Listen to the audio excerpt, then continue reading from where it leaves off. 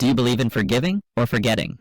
When my phone lit up with my mother's name that Tuesday afternoon, I hesitated for a few seconds before answering, not because I was busy or in the middle of anything important, but because I knew that conversations with her rarely came without some kind of sting attached, some subtle reminder that I was never going to be her favorite child no matter what I did or how far I came in life. And that no matter how many times I had promised myself I wouldn't let her get to me, she still managed to press the same tired buttons that she had been pressing since I was old enough to understand what favoritism looked like in a family. She sounded unusually cheerful, which immediately made me suspicious, because cheerful wasn't her default tone with me. With Eric, my younger brother, she could sound like she had just won the lottery every time he called, but with me,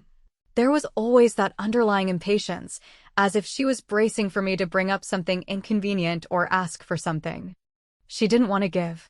She told me that she was hosting the annual family reunion, something I hadn't been invited to in years, at least not directly. Usually, I found out it had happened after the fact when pictures would pop up on social media, everyone smiling, laughing, passing around plates of food, while I was at home, working late or meeting friends, pretending I didn't care. But this time, she said she wanted me there, that it's been too long and it would be nice for everyone to see you. She emphasized the word everyone in a way that made me think she was picturing a very full room, and I couldn't help but wonder if she was inviting me to be part of some performance rather than to actually reconnect.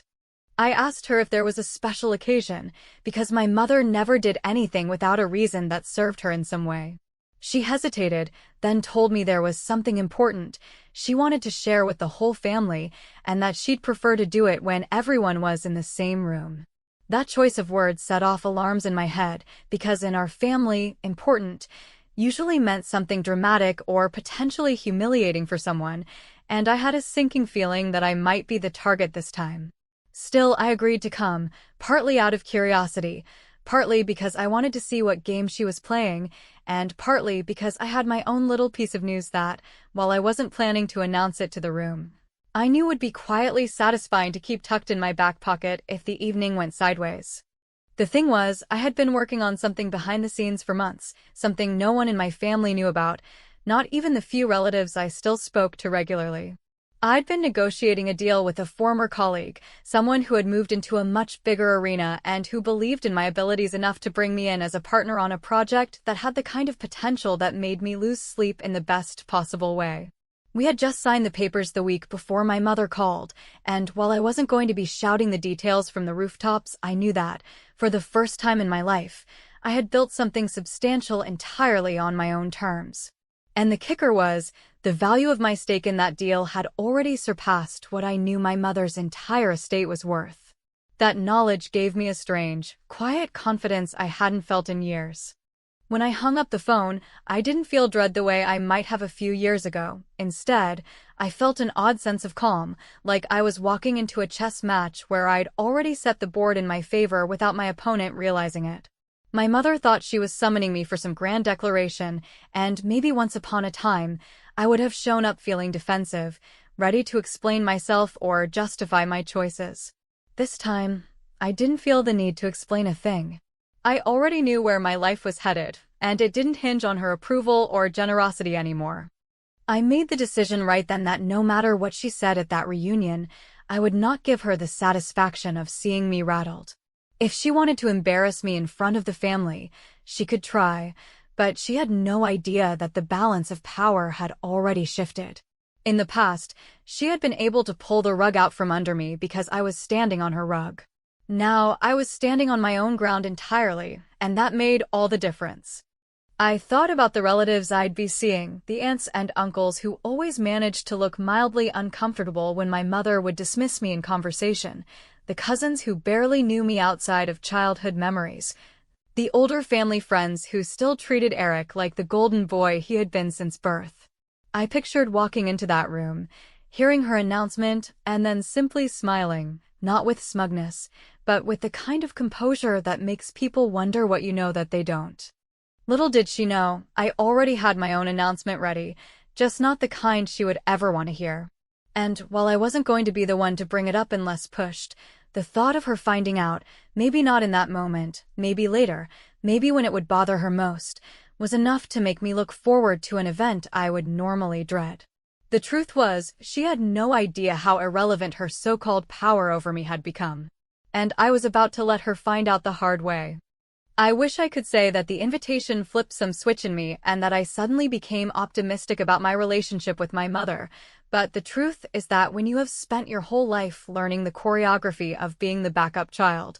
you develop a sixth sense for what is real and what is bait, and this felt like bait from the second she emphasized that she wanted everyone there, because in our family that word always meant a stage, an audience, and a message that would be delivered with a smile that said, "See how civilized we are," even when the point was to cut someone down and make sure the story stuck.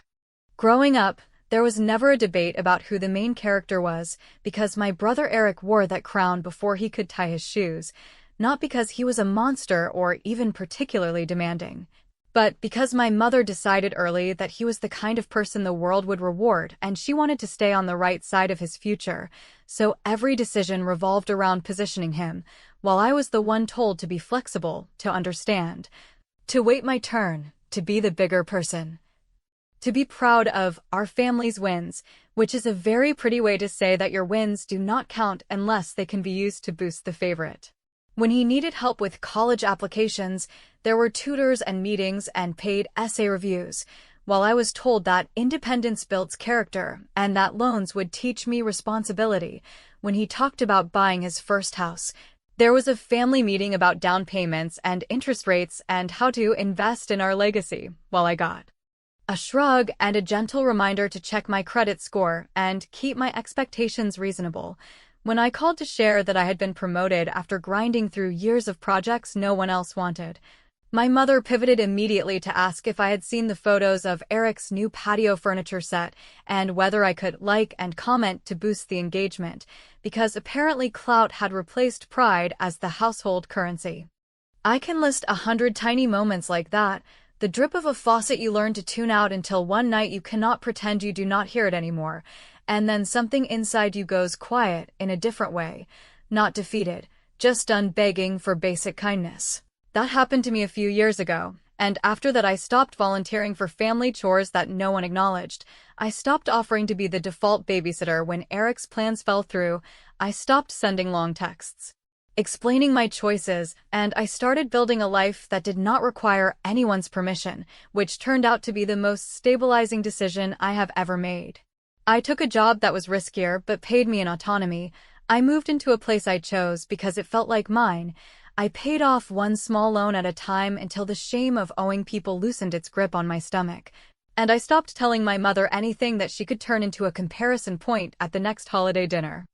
There were some days when I slipped, when I would call her with news I was genuinely proud of, and I would hear her inhale as if preparing to clap, only to pivot into a question about Eric's kids and their school fundraiser, and I would hang up and think, right, that is how this works, you forget and then you remember, and the remembering stings a little less each time, so when she called about the reunion, my first instinct was to suspect a trap, and my second was to check whether I had the emotional budget for whatever was coming, and my third was to ask myself what I could do in the meantime to remove any remaining levers she might think she had over me. Because the only thing worse than being humiliated is being humiliated while still entangled. So I did things that sound small on paper, but felt like snapping the last threads of a net I had been tangled in since I was a teenager. I logged into every account that still listed my mother as an emergency contact, and I replaced her with people who actually pick up the phone because they care. I updated the beneficiaries on my retirement plan to a living trust that has nothing to do with her notions of who deserves what. I went into my medical portal and revoked every old release form she had waved around when she wanted information about my appointments, and I called my bank to close a long dormant joint savings account she had insisted on when I was in college for your own good. That had become a quiet reminder that she liked to keep a toe in every pond. It felt procedural and boring and completely liberating.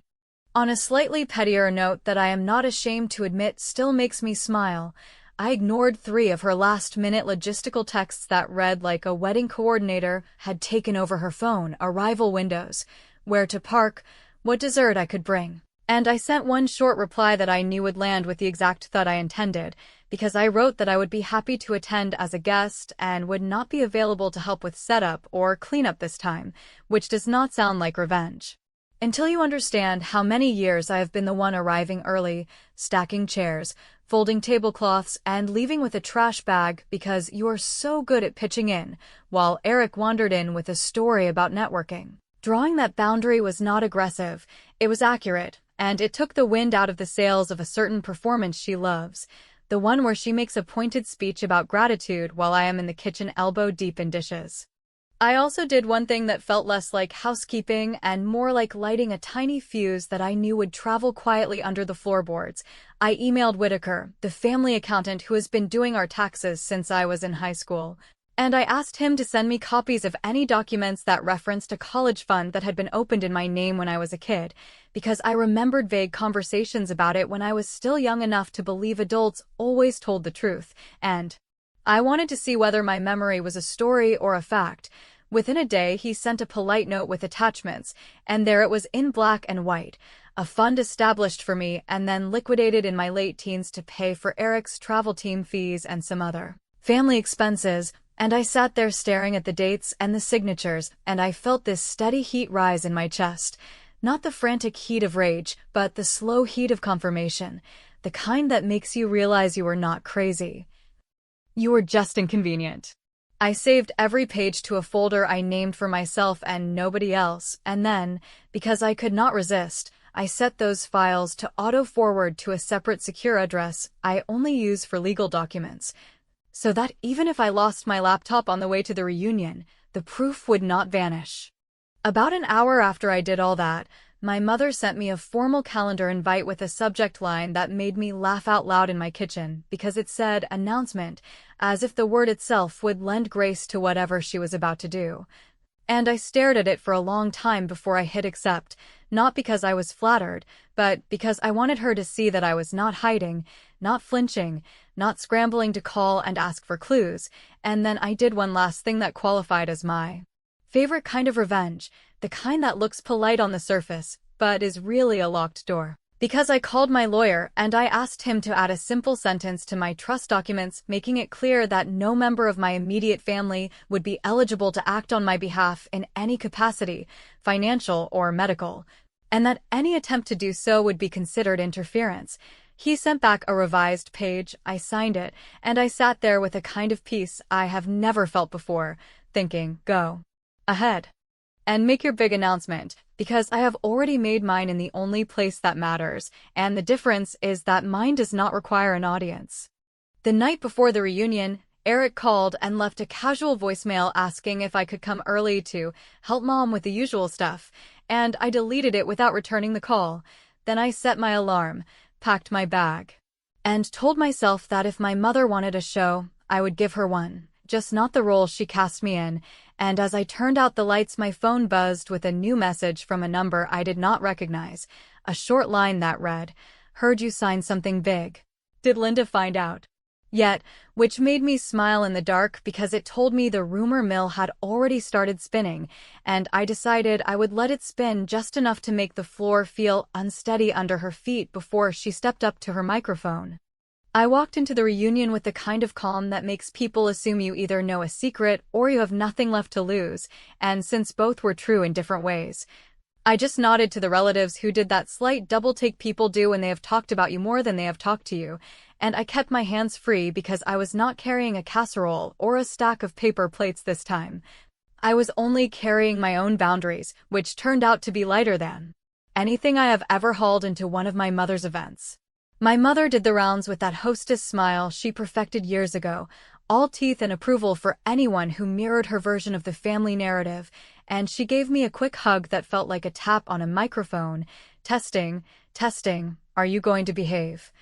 And I gave her the neutral smile I reserve for people who mistake my politeness for permission, and then I took a seat at a table where the least judgmental cousins had collected.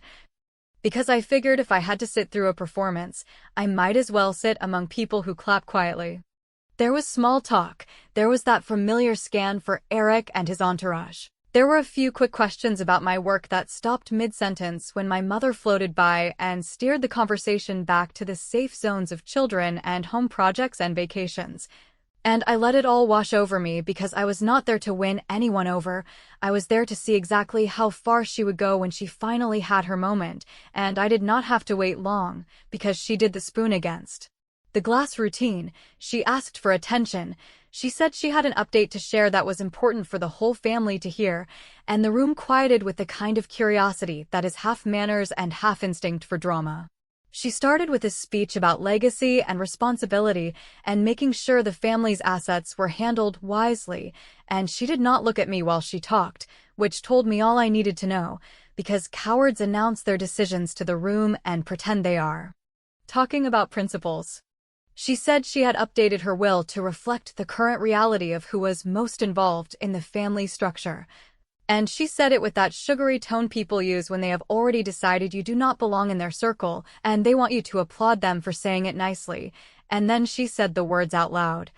That going forward her estate would be left to Eric and his children, that she loved all of us, but she had to be practical, that there was no reason to complicate things with outliers, and I watched a few heads drop and a few mouths tighten, and I watched Eric try to look modest and fail, and I sat very still and let the sentence land, because I knew there would be a second where everyone turned to see whether I would break, and I refused to give them the show. I took a sip of water, I set the glass down, and I said, calm as a person confirming a reservation, that was fine, and the word hung in the air like a new smell, because no one expected me to shrug off a cut like that in front of the entire family. And I let the quiet stretch just long enough to make people lean in, and then I added that it worked out perfectly, because I had just signed papers that made me wealthier than her entire estate, and I said it without flourish and without spite, the way you say a fact to a bank teller, and I watched my mother's face go still in a way I have only seen twice in my life. Once when someone challenged her at a neighborhood meeting, and once at the funeral when she realized the story she wanted to tell about the deceased was not the story anyone else accepted, and in that stillness I saw both confusion and calculation. The little gears turning as she tried to figure out whether I was bluffing or whether she had just announced a demotion that no longer meant anything to me. She said my name, just once, and I could hear the warning in it, the one that says do not make this worse, and I ignored it because I was done living by her cue cards. And I told her quietly that I appreciated the clarity and that I would be updating the accountant with my new contact information, since he should not include me in any further estate communications, and then I stood up to refill my water. Not because I needed water, but because I wanted everyone to see that I could walk away from a stage she built for me, and it worked, because when I came back, the table was buzzing with a different kind of energy, one where the people who root for bullies start to wonder whether they bet on the wrong horse. Eric cornered me near the hallway and asked what I meant about papers, trying to sound casual and landing somewhere between cocky and rattled, and I told him that I meant exactly what I said. That I had made an investment that paid off faster than anyone expected, that I had partners who respected what I bring to a deal, and that I did not owe him a single detail, and he laughed a little too loud and said it was nice that I finally had some luck. And I smiled like a person who knows the difference between luck and leverage, and I told him I would send him something later that would answer his question without a single word from me. When I sat back down, my mother called for a group photo like a director trying to reset a scene that has already fallen apart, and I stood where she placed me, because sometimes the most infuriating thing you can do to a controlling person is nothing at all. And when it was over, I gathered my things, thanked the cousins who had been kind, and told my mother I needed to head out early. And as I reached the door, I turned back and said in a voice only she could hear that I hoped the announcement made her feel powerful, because I had learned that real power does not need a microphone. Then I left without another glance, sat in my car, and sent Eric the packet I had prepared in advance, the one with the signed partnership documents, the valuation summary, and the projected distributions, and I CC'd my mother not out of pettiness, but out of courtesy. And as the email whooshed off, I realized that was my revenge for the night, clean and simple, because I had given them exactly what they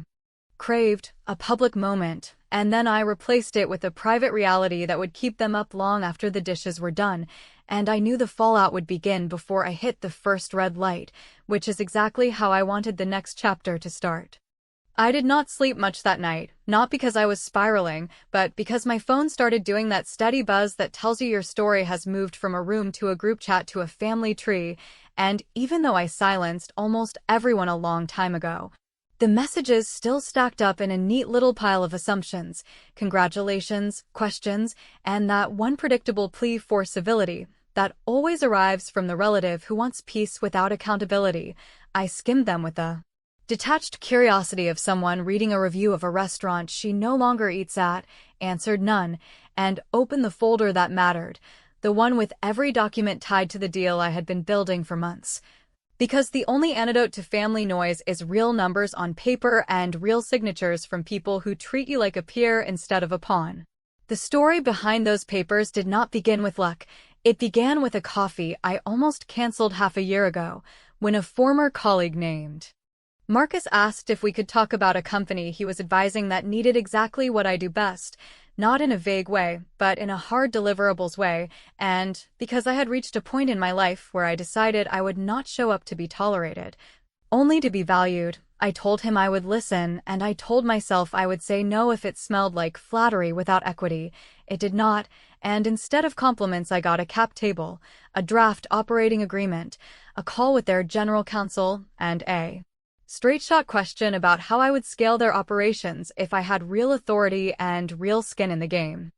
I went home that night and laid out my finances like a patient on a table, because this would not be a dabble, it would be a commitment that required me to put serious money down, to risk savings I had guarded like a stray dog guards a bone, to accept a vesting schedule that would reward patience instead of adrenaline, and to sign my name to obligations that would wake me up if I ever slipped back into that family pattern of apologizing for taking up space. I thought about all the times my mother had told me to be sensible while she wrote checks for my brother's impulses. I thought about the college fund that had quietly evaporated to cover someone else's ambitions, and I decided that if I was going to be called reckless no matter what I did, I might as well be reckless in a way that built something that belonged to me. I wired the first tranche within 2 weeks. I negotiated for a voting stake that did not require anyone's permission for me to speak. I tied my compensation to results, with a formula even a cynic would respect, and then I worked like a person who had finally stopped waiting for permission, which meant long weeks, blunt reports, a few ugly meetings where I said the quiet thing out loud and did not apologize.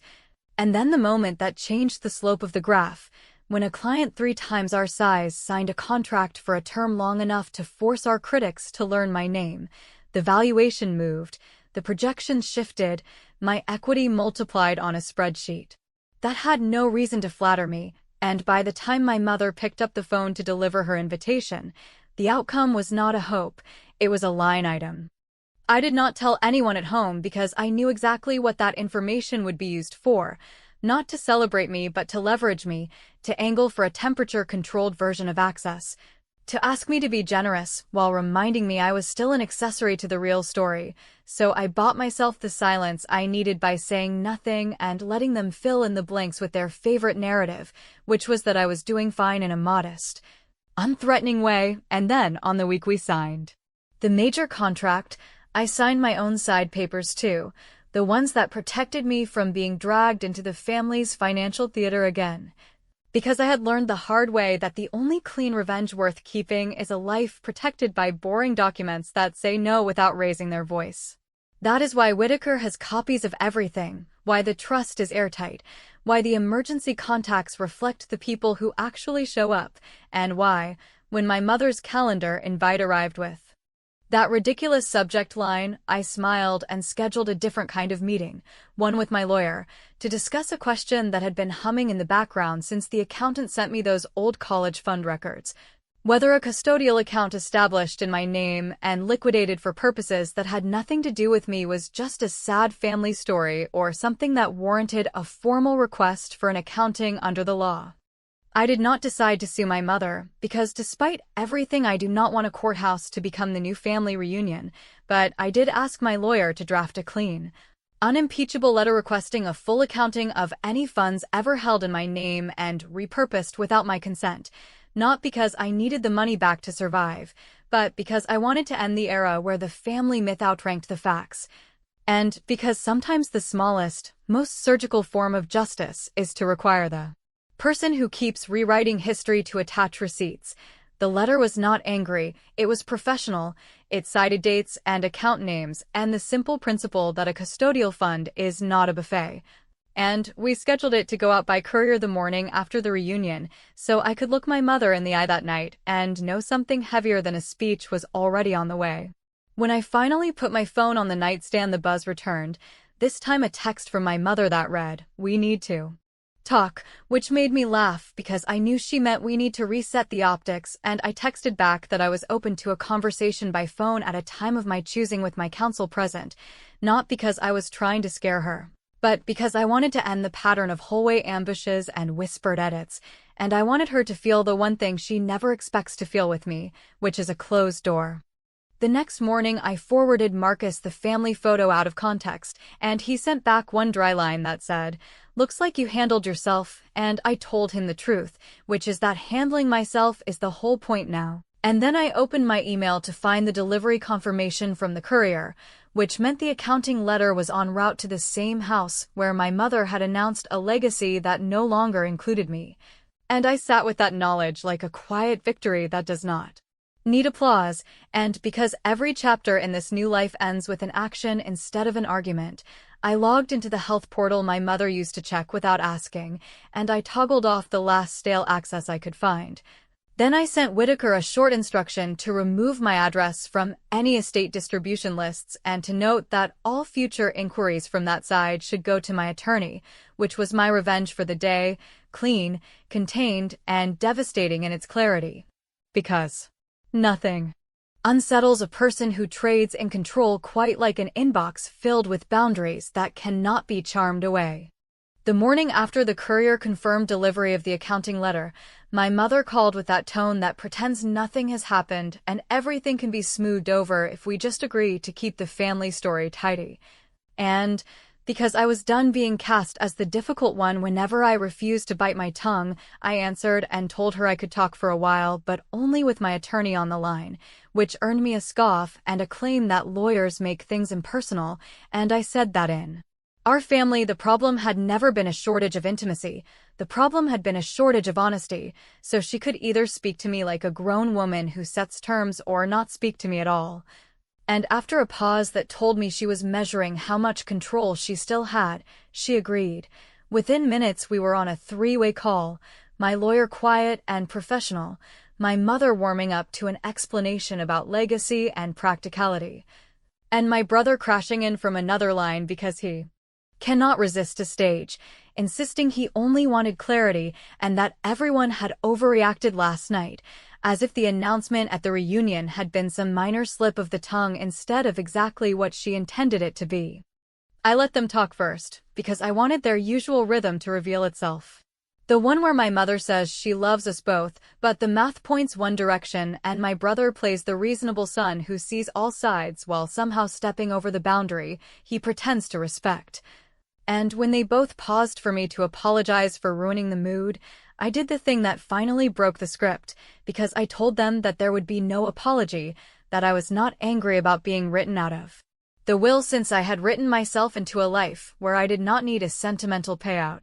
and that the only item on my agenda was the custodial funds my mother had drained to pay for my brother's extras while lecturing me about the virtue of being self-sufficient. My lawyer then read a short paragraph that summarized the request for a full accounting, and the silence on the other end felt like the first real truth we had shared in years, because we all heard what was being named and none of us could pretend it was a misunderstanding. My mother tried to turn it into a conversation about intentions and family sacrifices and the way money flows when people are trying to do their best, and I cut in gently but firmly to say that I was not accusing her of theft. I was insisting on accuracy, because if my name had been used as a convenience, then the least she could do was own it in writing. And if there were taxes involved that had been handled sloppily, then the least she could do was clean them up with Whitaker like any other adult would, and if she wanted to talk about sacrifices then we could talk about mine all day, but I would rather not, because the new rule of my life is that I do not explain basic fairness to people who only respect walls they crash into.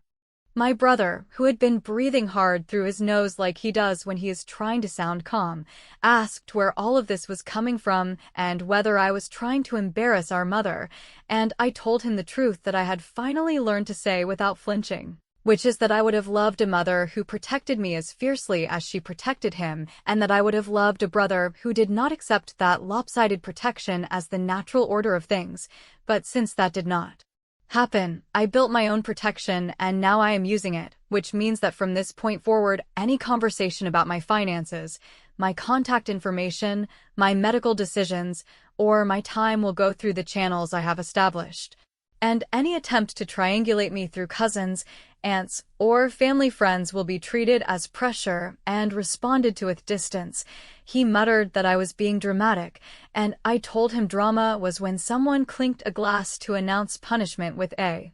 smile, while boundaries expressed in clear sentences were not drama, they were closure. Then came the part one had been holding for last, the piece that was never about flexing money and always about redirecting the story towards something that would outlast all of us, because I told them that while they were busy calculating who deserved what,